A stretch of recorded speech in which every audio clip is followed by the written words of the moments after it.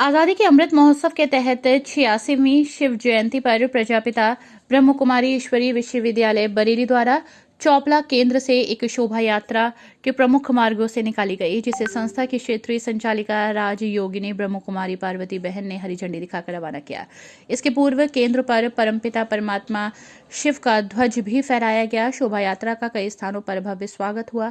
शोभा यात्रा का समापन अवध होटल राजेंद्र नगर पर हुआ। इसके उपरांत होटल अवध में संस्था का भव्य कार्यक्रम का उद्घाटन अरुण कुमार नगर विधायक सतीश कातिब सभासद एवं अवध होटल के स्वामी कलानिधि द्वारा किया गया। संस्था के सदस्य ब्रह्म कुमारी नीति दीदी द्वारा शिव जयंती का आध्यात्मिक रहस्य और महत्व विस्तार से बताया गया। जो यहाँ उपस्थित हैं उन सभी को मैं नमन करती हूँ कि उन्होंने इस अवसर पर आकर सभी की हौसला अफजाई की है। अपनी बात को आगे शुरू करूं इससे पहले कि शिव जयंती के इस उत्सव पर जो महाउत्सव यहाँ बनाया गया है उसके लिए मैं अपनी बात बहुत सोच रही थी कि मुझसे पहले के जो वक्ता थे वो बातें कह गए, डॉक्टर अरुण जी भी कह गए, डॉक्टर विमल जी भी कह गए, तो मैं क्या बात कहूँ, क्योंकि ना तो मैं साइंटिफिक उस बात को कहूँगी और ना ही मैं अध्यात्म की बहुत गहराई में जाकर बात कर सकती हूँ।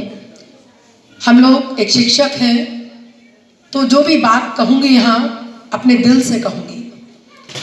और यहाँ आकर जो यहाँ पर जो जितनी भी एक्शंस या जिनमें पार्टिसिपेशन हम करते हैं उसमें वास्तव में बहुत मानसिक संतोष मिलता है, इसमें कोई दो राय नहीं। अभी भी जब योग की बात पार्वती दीदी कर रही थी तो फ़ोन आ रहे थे, मैंने फ़ोन को साइलेंट में किया तो मुझे लग रहा था कि देखिए कि जब आप किसी अच्छे कार्य को करने के लिए जाते हैं कितनी बाधाएं आती हैं, कितने लोग आपको अपनी तरफ खींचते हैं, लेकिन अगर हमारे मन का संकल्प है और वो संकल्प दृढ़ है तो हम जो अच्छी बात है उसकी तरफ ही आकर्षित होते हैं। रात्रि है तो आपको अग्रिम शुभकामनाएं। मैं शिवरात्रि हम कब मनाते हैं, शिव का दिन क्या है तो सब जानते हैं, बोलिए भाई। सोमवार। मुझे नहीं पता, मैं अभी पत्र नहीं देख पाया, थोड़ा दिन कर लेता हूं। तो मैं कैलेंडर में देख रहा था तो शिवरात्रि 2 तारीख के लिखी है। 2 तारीख को दिन क्या है, मंगल। तो मैंने 1-2 लोगों से पूछा कि यार मंगल को शिवरात्रि कैसे हो सकती है, शिवरात्रि तो सोमवार भी होगी।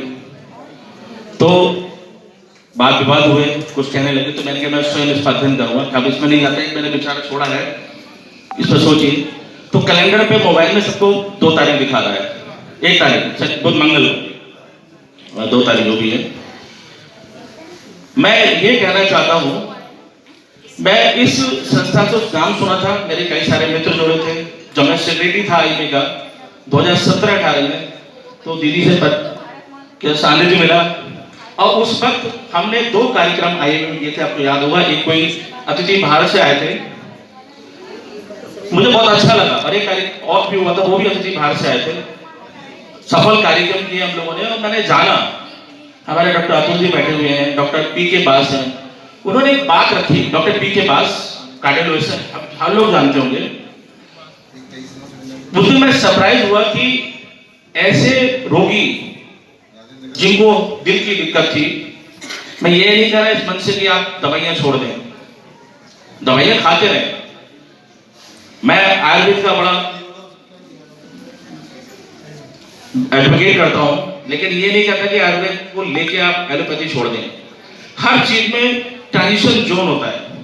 अपना लाइफ को मॉडिफिकेशन करेंगे, अपना लाइफस्टाइल बदलेंगे और धीरे धीरे योगा मेडिटेशन की तरफ जाएंगे तो आपको स्वतः लाभ मिलेगा, इसमें कोई दो राय नहीं है।